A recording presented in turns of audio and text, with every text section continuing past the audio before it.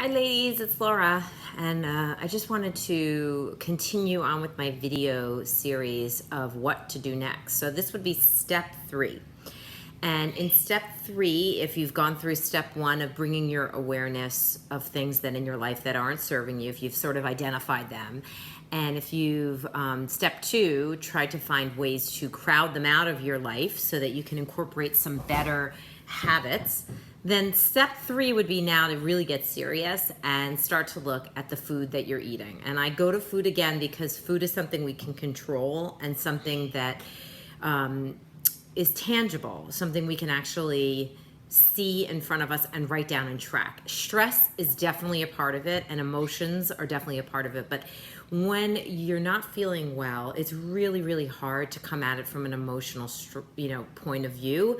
So I did better coming at it from a diet point of view. And once the diet helped to calm things down, I could get into the whole emotional stress management aspect of this chronic condition. But right now, I just want to talk about the alkalizing diet and how to use it to help calm things down. I don't know if you can cure it 100% with just diet alone. I tend to think you can. I didn't. I would say I got like 90% there. I definitely had like 10% pain left. But it was fine because when I felt 90% better, I was able to deal with all the other stuff in my life. So that's why I'm so strong about the whole food thing. So truly the best alkalizing diet is the one that alkalizes your body. So you could go online, you could Google alkalizing diets and look at all these different, there's a lot. There's tons of charts and lists that you can see what's alkalizing, what's acidic.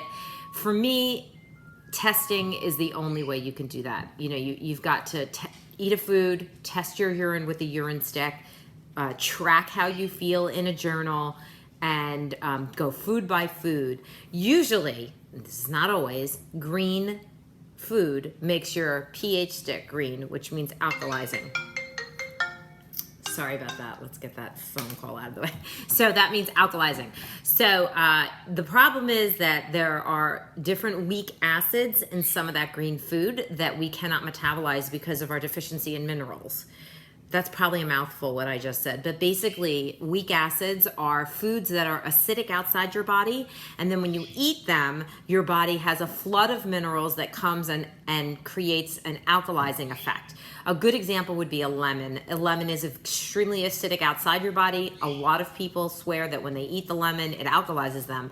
A lot of women with V and IC, if they eat a lemon, it'll send them into horrible pain. It used to do that to me.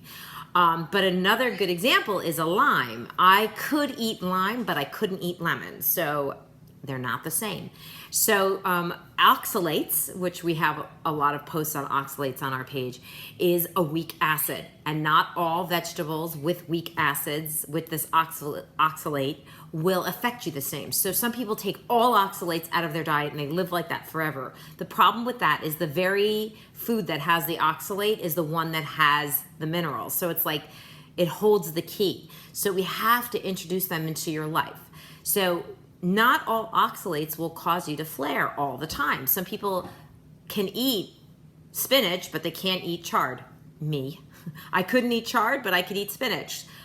They're just different. They're just two different things. They both have oxalates, but they just don't affect me the same. So even in the green leafy family, if you're watching your oxalate levels, you still need to test each one and see how it affects you. I wouldn't just get rid of all those leafies because it has oxalates in it, because it does hold the key. Sometimes also it's a matter of the amount you can eat. Like maybe you could have a cup of spinach, but you can't have 2 cups of spinach. So play around with your portions and start really small and build up. And that's another way to see, because if you build up, you'll be giving your body the minerals it needs to handle the bigger portions.